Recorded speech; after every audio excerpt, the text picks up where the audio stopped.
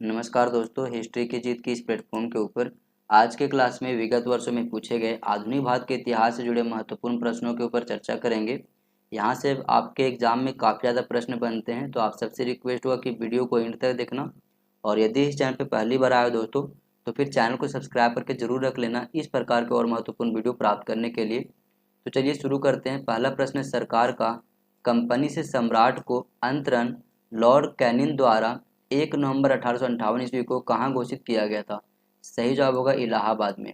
और जब 1857 की क्रांति हुई थी, उसके पश्चात लॉर्ड कैनिंग जो है भारत के पहले वायसराय के रूप में भी चुने गए थे। ठीक है। अगला प्रश्न है कि दूसरे एंग्लो मैसूर युद्ध में गवर्नर जनरल कौन था? सही जवाब होगा वारेन हेस्टिंग्स। टीपू सुल्तान कहाँ का शासक था? तो मैसूर का था। ब्लैक होल त्रासदी कहाँ घटी थी? तो ब्लैक होल त्रासदी जो है कलकत्ता में घटी थी। 1757 में प्लासी के युद्ध में सिराजुद्दौला के साथ किसने विश्वासघात किया था? तो मीर जाफर, जो कि सिराजुद्दौला का सेनापति था। प्लासी के युद्ध के समय बंगाल का नवाब कौन था? सिराजुद्दौला था। प्लासी की लड़ाई किसके बीच लड़ी गई थी? तो सिराजुद्दौला और अंग्रेजी east India company Robert Clive के बीच में लड़ा गया था। पुर्तगाली संस्कृति के अवशेष भारत में कहाँ पाए जाते हैं? तो गोवा में पाए जाते हैं। स्वामी दयानंद सरस्वती ने प्रथम आर्य समाज 1875 ईस्वी में कहाँ स्थापित किया था? तो बम्बई में किया था। आर्य समाज के संस्थापक कौन हैं? तो इसके नाम है दयानंद सरस्वती, यानी कि स्वामी दयानंद सरस्वती। अगला प्रश्न है, रामकृष्ण मिशन की स्थापना किसने की थी? तो स्वामी विवेकानंद ने किए थे। अंग्रेजों ने भारत में अंग्रेजी को शिक्षा का माध्यम कब बनाया? तो 1835 ईस्वी में। बुनियादी शिक्षा का विचार पहले किसने प्रस्तुत किया था? तो महात्मा गांधी ने किया था। अलीगढ़ आंदोलन का संस्थापक कौन था? तो इसका सही जवाब होगा सर सैयद अहमद खान। अलीगढ़ में मोहम्मडन एंग्लो ओरिएंटल कॉलेज की स्थापना किसने की थी? तो सर सैयद अहमद खान ने किया था। नए भारत का पैगंबर किसे कहा जाता है? तो राजा राम मोहन राय को कहा जाता है। ब्रह्म समाज के संस्थापक कौन थे? तो राजा राम मोहन राय थे। इन्होंने ही ब्रह्म समाज की स्थापना किए थे। अगला प्रश्न है, इसके संस्थापक राजा राम मोहन राय थे। तो सही जवाब होगा ब्रह्म समाज के। अगला प्रश्न है, प्रार्थना समाज का संस्थापक कौन था? सही जवाब होगा आत्माराम पांडुरंग। नेक्स्ट है, राजा राम मोहन राय ने किसके विरुद्ध एक ऐतिहासिक आंदोलन का आयोजन किया था? तो सती प्रथा के विरुद्ध। रॉयल सोसाइटी ऑफ लंदन का फेलो बनने वाले सबसे पहला भारतीय कौन थे? तो एएस वाडिया। अगला प्रश्न है, उपनिवेशी भारत में कोलकाता में एशियाटिक सोसाइटी की स्थापना किसने किए थे? तो विलियम जोन्स ने किए थे। अगला प्रश्न है, सर्वोदय का आशय क्या है? तो इसका आशय सबका उत्थान, यानी कि सबका विकास। सत्य शोधक समाज के संस्थापक महाराष्ट्र में कौन थे? तो ज्योतिबा फुले के द्वारा सत्य शोधक समाज का स्थापना किया गया था महाराष्ट्र में। अगला प्रश्न है, औपनिवेशिक भारत में भारतीय विधवाओं के लिए शारदा सदन स्कूल की स्थापना किसने की? सही जवाब होगा पंडिता रमाबाई। गांधी जी का प्रिय गीत वैष्णव जन तो किसने रचा था? सही जवाब होगा नरसिंह मेहता ने। अगला प्रश्न है, वर्षों पहले हमने नियति के साथ एक वादा किया था और अब वह वादा पूरा करने का समय आ गया है। ये शब्द 14 अगस्त 1947 की रात को किसने दी थी? सही जवाब होगा आपका Jawaharlal Nehru. The Indian war of independence नामक पुस्तक के लेखक कौन थे? तो वीडी सावरकर थे। किसने कहा था स्वाद का वास्तविक स्थान जीना नहीं बल्कि मन है? सही जवाब है महात्मा गांधी। ठीक है। अगला प्रश्न है, यह विचार किसने विकसित किया था कि साधन ही उद्देश्य का औचित्य बनाते हैं? सही जवाब आपका महात्मा गांधी। अब से 2 का प्रश्न देखते हैं दोस्तों। इसका पहला प्रश्न है, किसने कहा था सत्य परम तत्व है और वह ईश्वर है? तो महात्मा गांधी ने कहा था। किसने भारतीय बिस्मार्क के रूप में जाना जाता है? तो सरदार वल्लभ भाई पटेल को जाना जाता है भारतीय बिस्मार्क के रूप में। अगला प्रश्न है, भारत के सम्मान्य बुजुर्ग यानी कि दादाजी के नाम से कौन विख्यात हैं? तो दादा भाई नौरोजी। अगला प्रश्न है, भारत में राष्ट्रीय आय का आकलन सबसे पहले किसने किया था? तो दादा भाई नौरोजी ने किया था। ब्रिटिश संसद का सदस्य बनने वाला पहला भारतीय कौन था? दादा भाई नौरोजी। अगला प्रश्न है, ब्रिटिश हाउस ऑफ कॉमन्स में चुना जाने वाला पहला भारतीय कौन था? तो दादा भाई नौरोजी। भारत में ब्रिटेन की ओर संपत्ति की अपवहन यानी कि ड्रेन ऑफ वेल्थ का सिद्धांत किसने प्रतिपादित किया था? सही जवाब होगा दादा भाई नौरोजी। ब्रिटिश साम्राज्यवाद के दौरान भारत का आर्थिक अपवाह का सिद्धांत किसने प्रस्तुत किया था? दादा भाई नौरोजी। भारत का दादा यानी कि ग्रैंड ओल्ड मैन किसे कहा जाता है? तो दादा भाई नौरोजी को कहा जाता है। गांधी को माना जाता है एक दार्शनिक अराजकतावादी के रूप में। जब महात्मा गांधी की हत्या हुई तब किसने कहा था, कोई विश्वास नहीं करेगा कि ऐसे शरीर और आत्मा वाला कोई आदमी कभी इस धरती पर चला था? तो एल्बर्ट आइंस्टीन ने ऐसा वक्तव्य कहा था। अगला प्रश्न है कि महात्मा गांधी अर्धनग्न फकीर हैं, यह उक्त किसने कही थी? तो विंस्टन चर्चिल ने कहा था। करेंगे या मरेंगे, गांधी जी ने राष्ट्र को यह मंत्र किस जन आंदोलन के अवसर पर दिया था? तो भारत छोड़ो आंदोलन में करेंगे मरेंगे को ही कहा जाता है करो या मरो। ठीक है, करो या मरो का प्रसिद्ध नारा किसने दिया था? तो महात्मा गांधी ने दिया था। ठीक है, इंकलाब जिंदाबाद का नारा किसने दिया था? भगत सिंह ने दिया था। अगला प्रश्न हमारे पास है कि राष्ट्रीय संघर्ष के दौरान प्रसिद्ध समाचार पत्र केसरी का संस्थापक संपादक कौन था? तो लोकमान्य तिलक, जिसे बाल गंगाधर तिलक कहा जाता है। भगवत गीता का अंग्रेजी में अनुवाद करने वाला पहला यूरोपियन कौन था? सही जवाब होगा चार्ल्स विलिंगसन ने। अगला जवाब है गांधी जी ने किस धार्मिक ग्रंथ को अपनी माता कहा था? तो भगवत गीता को कहा था। नेक्स्ट है सिखों की पवित्र पुस्तक आदि ग्रंथ का संकलन किसने किया था? तो गुरु अर्जुन देव ने किया था। प्रसिद्ध क्रांतिकारी गीत सरफरोशी की तमन्ना अब हमारे दिल में है, इसकी रचना किसने की थी? तो राम प्रसाद बिस्मिल ने किया था। स्वराज मेरा जन्मसिद्ध अधिकार है, यह कथन किसकी है? तो बाल गंगाधर तिलक की है। अगला प्रश्न है कि भारतीय अशांति का जनक किसे समझा जाता है? तो बाल गंगाधर तिलक को समझा जाता है। कौन यंग इंडिया और हरिजन के संपादक थे? तो महात्मा गांधी। अगला प्रश्न है उपन्यास नील दर्पण का अंग्रेजी में अनुवाद किसने किया था? तो मधुसूदन दत्त ने किया था। अमर राष्ट्रीय गीत वंदे मातरम के रचयिता हैं? तो बंकिम चंद्र चट्टोपाध्याय। यह किसने कहा था, इस समय मध्य रात्रि होते ही जब संसार सो रहा है, भारत जीवन तथा स्वतंत्रता के लिए जाग उठा है? सही जवाब होगा जवाहरलाल नेहरू। अगला है फ्रंटियर गांधी पद के साथ कौन संबंधित हैं? तो खान अब्दुल गफ्फार खान। सीमांत गांधी किसे कहा जाता है? तो सीमांत गांधी का उपनाम जो है वो खान अब्दुल गफ्फार खान को ही दिया गया है। लेडी विद द लैम्प के नाम से कौन विख्यात है? तो फ्लोरेंस नाइटिंगेल। अब सेट 3 का प्रश्न है दोस्तों। पहला प्रश्न है गांधी जी को सबसे पहले राष्ट्रपिता किसने कहा था? सही जवाब होगा सुभाष चंद्र बोस ने कहा था। नेक्स्ट है दक्षिण अफ्रीका में महात्मा गांधी द्वारा प्रकाशित पत्रिका का नाम था इंडियन ओपिनियन। भारत में अंग्रेजी का पहला समाचार पत्र किसने शुरू किया था? तो J.A. हिक्की ने किया था, जिसको बोलते हैं जेम्स अगस्टस हिक्की। अगला प्रश्न है पश्चिमी भारत के किस धार्मिक सुधारक को लोकहितवादी कहा जाता है? तो गोपाल हरि देशमुख को कहा जाता है। रविन्द्रनाथ टैगोर द्वारा लिखित गीत जन गण मन सर्वप्रथम जनवरी 1912 में किस नाम से प्रकाशित हुआ था? तो भारत भाग्य विधाता के नाम से हुआ था। ब्रिटिश इंडिगो बागान मालिकों के अत्याचारों का वर्णन करने वाला प्रसिद्ध नाटक नील दर्पण किसने लिखा? तो दीनबंधु मित्रा का है ये। अपने उपन्यास आनंद मंठ में बंकिम चंद्र चटर्जी द्वारा बंगाल में किस विद्रोह का विशेष उल्लेख किया गया है? तो आनंद मठ में सन्यासी विद्रोह का जिक्र किया गया है विशेष रूप से। अरविंद घोष को किस मामले में गिरफ्तार किया गया था? तो अलीपुर षड्यंत्र केस यानी कि अलीपुर बम मामला में इसको गिरफ्तार किया गया था। अगला प्रश्न है लाहौर षड्यंत्र मामला किसके विरुद्ध रजिस्टर किया गया था? तो भगत सिंह के विरुद्ध में किया गया था। भगत सिंह, राजगुरु और सुखदेव को फांसी पर कब चढ़ाया गया? तो मार्च 23 1931 को, यानी कि 23 मार्च 1931 को।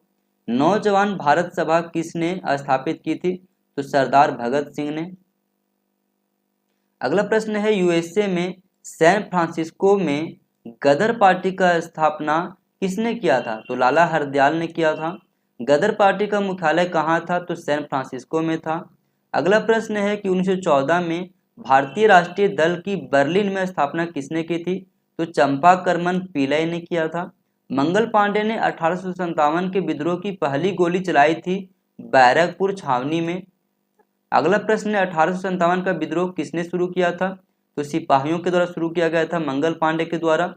अगला प्रश्न है कि 1857 के विद्रोह का प्रशासनिक परिणाम शक्ति का अंतरण था, तो ईस्ट इंडिया कंपनी से ब्रिटिश सम्राट को शक्तियां ट्रांसफर हो गई थी। बहादुर शाह था एक अंतिम मुगल शासक। अगला प्रश्न है कि 1857 के विद्रोह के दौरान भारत का गवर्नर जनरल कौन था? तो लॉर्ड कैनिंग था। नेक्स्ट है कि कानपुर के गदर का नेतृत्व किसने किया था? तो नाना साहब ने किया था।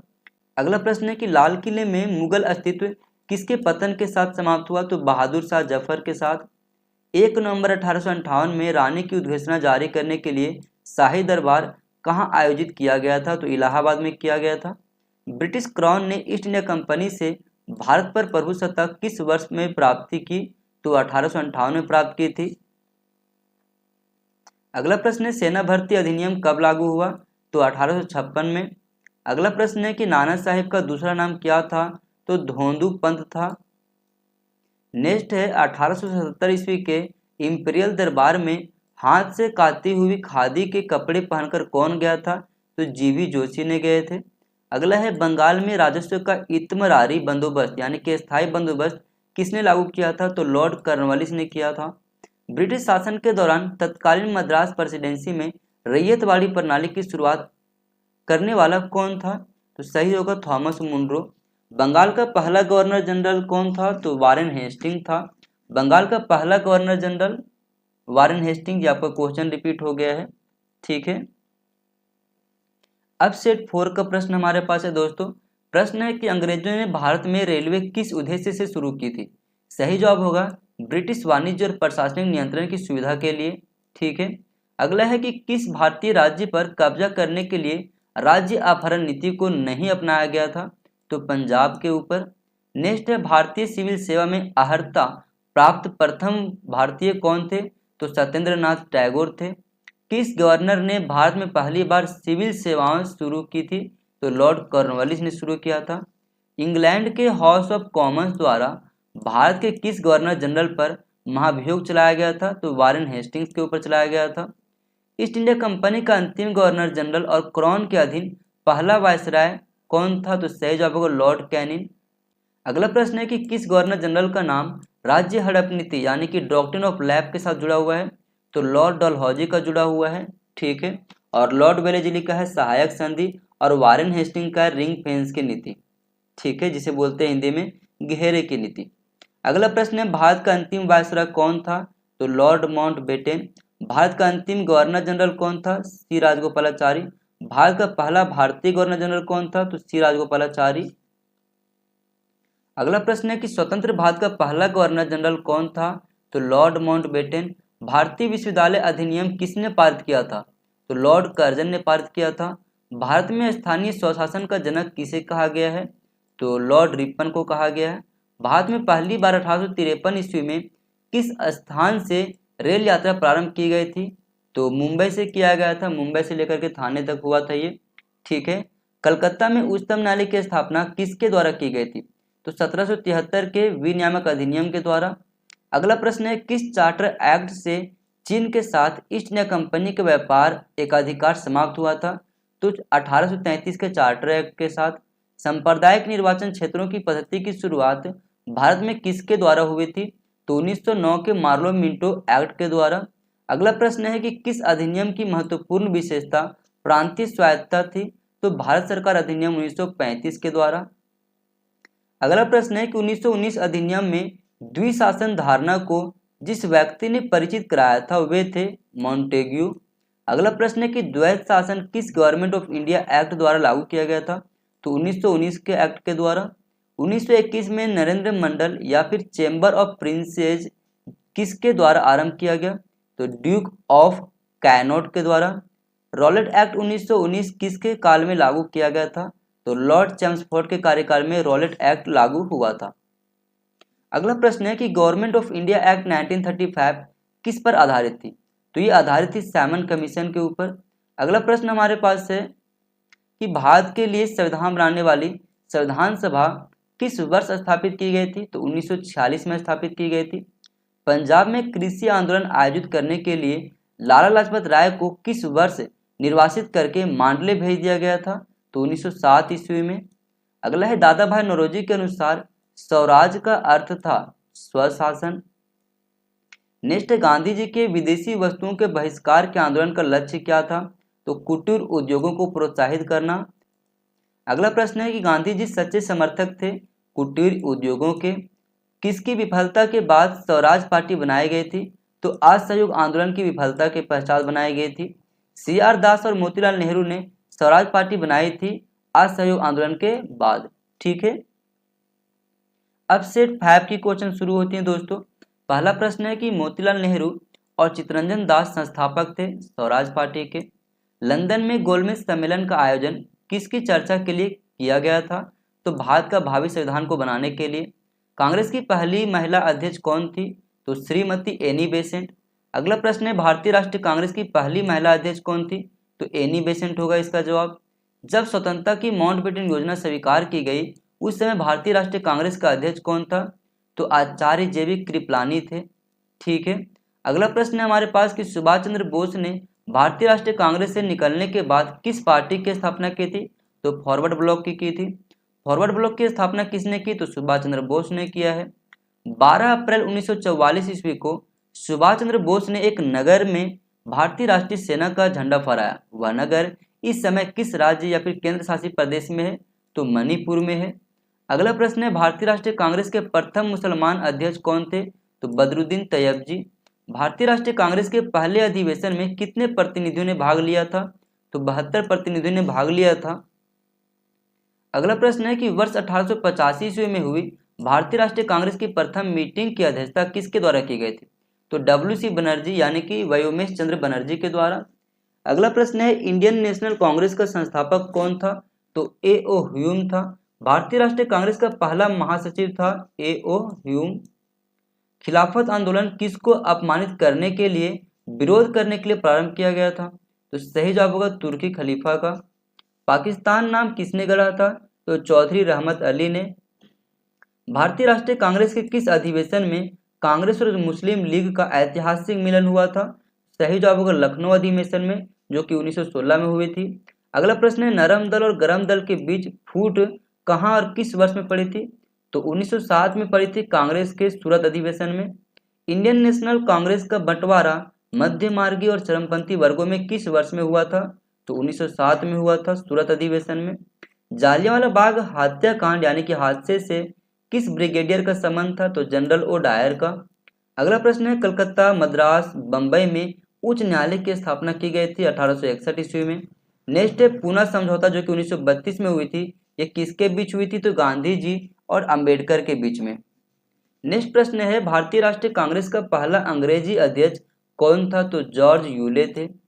होम रूल लीग की स्थापना की गई थी प्रथम विश्व युद्ध के दौरान किया गया था। अगला प्रश्न है ऑल इंडिया मुस्लिम लीग की स्थापना किसने की थी?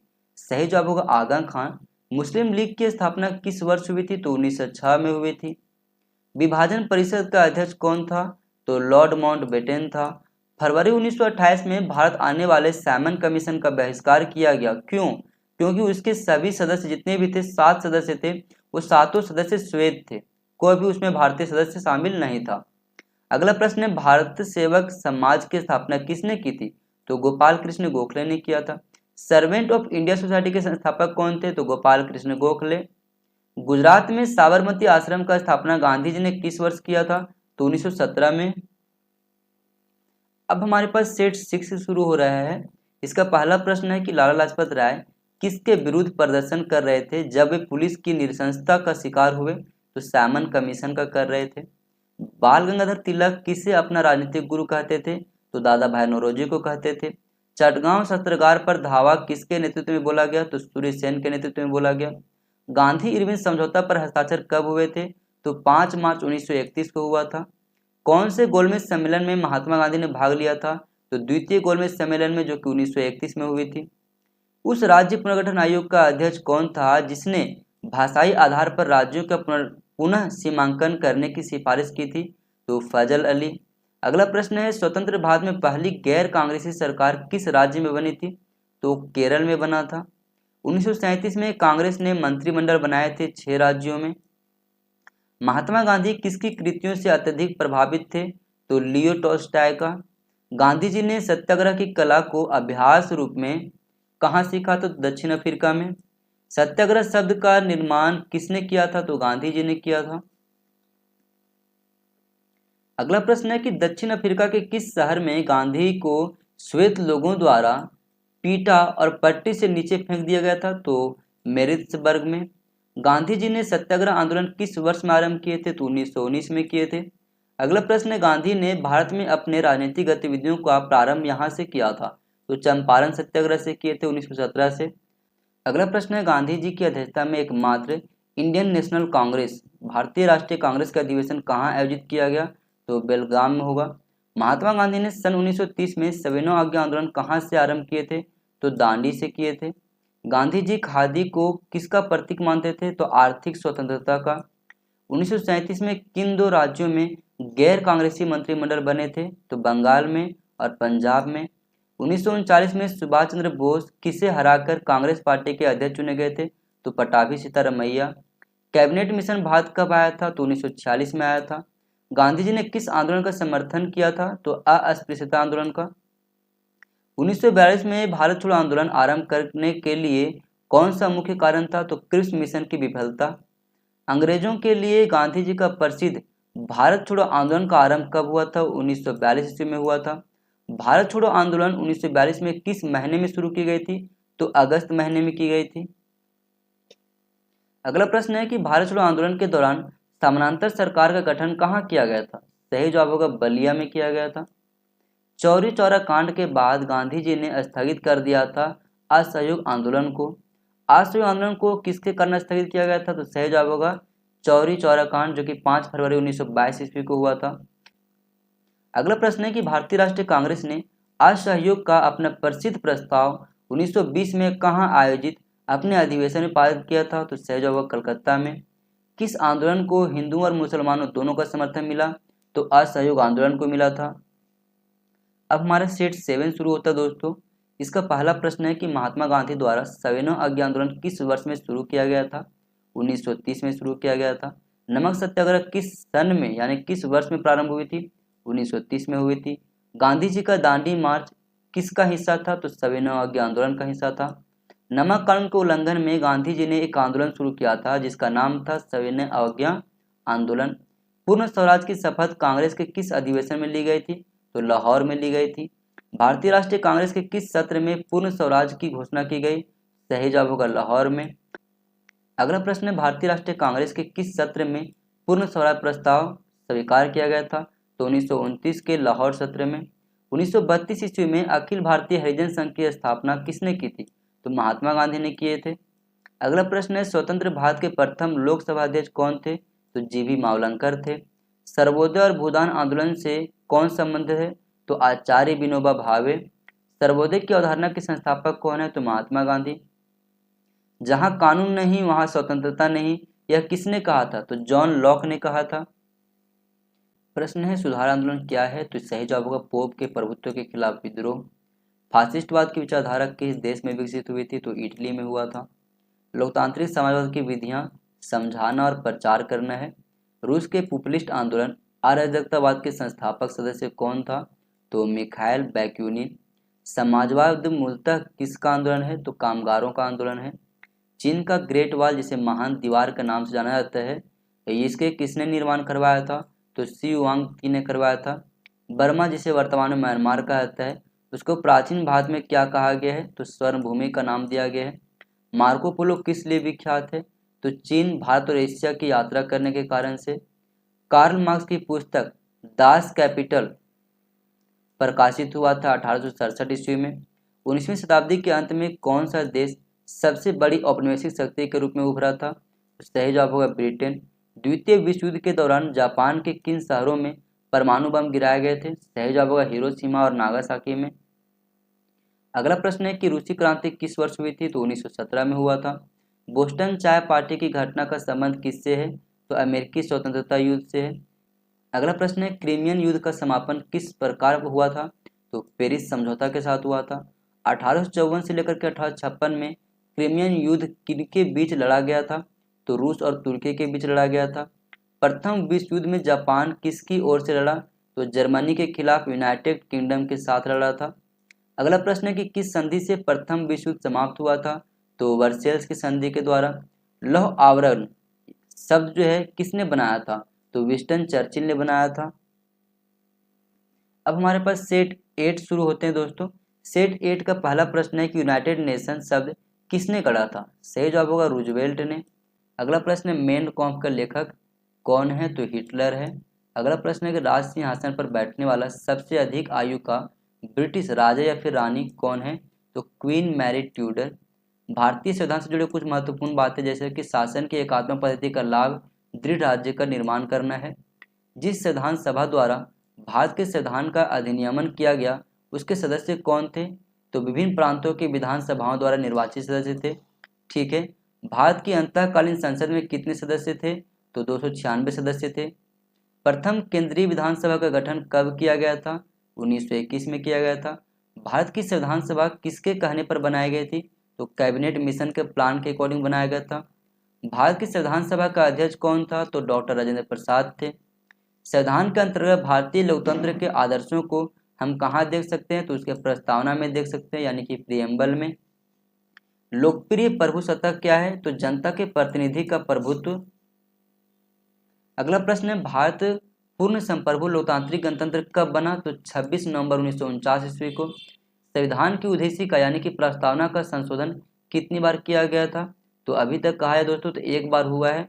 अगला प्रश्न हमारे पास है कि हमारे संविधान की प्रस्तावना में उल्लेख नहीं है वयस्क मताधिकार का अधिकार। ठीक है। संविधान के निर्माताओं के मनोभाव और आदर्श प्रतिबिंबित होते हैं उद्देशिका में। भारत के संविधान में संघीय शब्द का प्रयोग कहाँ पर हुआ है? तो संविधान में कहीं नहीं हुआ है। ठीक है। भारत के संविधान में भारत को किस रूप में वर्णित किया गया है? तो राज्यों के संघ के रूप में वर्णित किया गया है। अगला प्रश्न है भारतीय संविधान के अनुच्छेद 1 में यह घोषणा की गई है कि इंडिया यानी कि भारत राज्यों का संघ होगा। ठीक है। अगला प्रश्न है कि संविधान के अनुच्छेद 1 में भारत को क्या कहा गया है? तो राज्यों का संघ कहा गया है। शक्तियों का विभाजन और स्वतंत्र न्यायपालिका किसकी दो महत्वपूर्ण विशेषताएं हैं? तो सरकार के संघीय स्वरूप का। अगला प्रश्न है भारत में संघ राज्य क्षेत्रों की संख्या है? तो 7 है। अगला प्रश्न है भारत में संघ में कितने राज्य हैं? तो 29 राज्य हैं। अगला प्रश्न है कि लक्षद्वीप, मिनिकोय और अमिनी द्वीप का नाम बदलकर लक्षद्वीप किस वर्ष में संसदीय अधिनियम द्वारा किया गया था? तो 1973 में किया गया था। नेक्स्ट प्रश्न है कि 1956 में राज्यों का पुनर्गठन करने से कितने हमारे पास राज्य और संघ शासित प्रदेश बने थे? तो 14 राज्य और 6 संघ शासित प्रदेश बने थे। ठीक है। भारतीय संविधान लागू हुआ था। सही जवाब होगा 26 जनवरी 1950 ईस्वी को। भारतीय संविधान अपनाया गया था 26 नवंबर 1949 ईस्वी को। संविधान का प्रारूपण पूरा हुआ था 26 नवंबर 1949 ईस्वी को। समग्र रूप से भारतीय संविधान लागू हुआ था 26 जनवरी 1950 ईस्वी को। भारत की संविधान सभा का संवैधानिक सलाहकार कौन था? तो सर BN राव थे। भारतीय संविधान की रचना के समय संविधान सभा का संवैधानिक सलाहकार कौन था? तो BN राव। ये क्वेश्चन रिपीट हो गई है दोस्तों। अगला हमारे पास सेट 9 है। इसका पहला प्रश्न है कि संघीय प्रकार के शासन का एक गंभीर दोष है पृथकता का खतरा। ठीक है। लोकतांत्रिक केंद्रीकरण किसकी महत्वपूर्ण विशिष्टता है? तो समाजवादी राज्य का।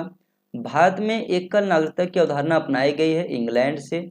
संविधान का कौन सा भाग नागरिकता के प्रावधानों से जुड़ा हुआ है? तो भाग 2। भारतीय संघवाद निकट है, कनाडा से जुड़ा हुआ है ये। भारतीय संविधान ने सुदृढ़ केंद्र के साथ संघीय प्रणाली कहाँ से ली थी? तो कनाडा से ली थी। भारतीय संविधान ने भारतीय महासंघ की योजना किसके संविधान से ली थी? तो कनाडा के संविधान से ली थी। विधि का शासन की संकल्पना कहाँ की संवैधानिक प्रणाली की एक विशेष विशिष्टता है? तो ब्रिटेन की है। भारत में संविधान के निर्माता किससे माना जाता है? तो भीमराव अंबेडकर को माना जाता है। हमारे संविधान में न्यायिक समीक्षा की धारणा किस देश के संविधान से ली गई है? तो USA के संविधान से लिया गया है। विश्व में सबसे बड़ा संविधान किस देश का है? तो भारत का है। किस राज्य के मामले में संसद संघीय सूची में दिए गए विषयों पर केवल राज्य से परामर्श करके ही विधि निर्माण कर सकती है? सही जवाब होगा जम्मू और कश्मीर। अगला प्रश्न है संघ यानी कि संघीय सूची में कितने मद हैं? तो 97 है। अगला है संविधान का अनुच्छेद 370 किस राज्य पर लागू होता था? अभी लागू नहीं होता है, ये जम्मू कश्मीर पर लागू होता था। अगला प्रश्न है कि कोई व्यक्ति भारतीय नागरिक नहीं होगा यदि वह स्वेच्छा से दूसरे देश का नागरिकता ग्रहण कर चुका हो। ठीक है। स्थानीय सरकारें आधार हैं लोकतंत्र का। भारतीय संविधान में मूलभूत अधिकार किस संविधान से लिया गया? तो अमेरिका के संविधान से लिया गया है। प्रारंभ में कितने मौलिक अधिकार दिए गए थे? तो 7 दिए गए थे, वर्तमान में 6 हैं। संविधान की किस धारा के अंतर्गत कोई भी व्यक्ति मूलभूत अधिकारों के हनन का मामले सीधे उच्चतम न्यायालय में उठा सकता है? तो धारा 32 के तहत। एक रीट किसके द्वारा जारी की जाती है? तो कोई भी उच्च न्यायालय के द्वारा। भारतीय संविधान में किस प्रकार के रीटों की विशिष्ट व्यवस्था नहीं की गई है? तो व्यवदेश और निषेध का। उच्चतम न्यायालय द्वारा कितने प्रकार की रीटें जारी की जा सकती है? तो 5 प्रकार का। भारतीय संविधान के अनुसार जीवन का अधिकार एक मौलिक अधिकार है। किस संविधान संशोधन अधिनियम द्वारा संपत्ति का अधिकार मूल अधिकार नहीं रहा? तो 44वां संशोधन अधिनियम के तहत। अगला प्रश्न है कि 44वें संशोधन के अंतर्गत कौन सा विधिक अधिकार बन गया है? तो संपत्ति का अधिकार जो विधिक अधिकार बन गया है। भारतीय संविधान के अनुसार संपत्ति का अधिकार है एक विधिक अधिकार। संपत्ति के अधिकार को मौलिक अधिकारों की सूची से किसके शासनकाल के दौरान हटाया गया था? तो मोरारजी देसाई सरकार के दौरान हटाया गया था। भारतीय संविधान के किस अनुच्छेद को डॉक्टर भीमराव अंबेडकर ने भारतीय संविधान का हृदय और आत्मा कहा है? तो अनुच्छेद 32 को कहा है। अगला प्रश्न है कि कोई राज्य उन अधिकारों द्वारा जाना जाता है जिन्हें वह बनाए रखता है, यह किसका कथन है? तो लास्की का कथन है। मूल अधिकार भारतीय संविधान के किस भाग से जुड़े हुए हैं? तो ये जुड़ा हुआ भाग 3 से।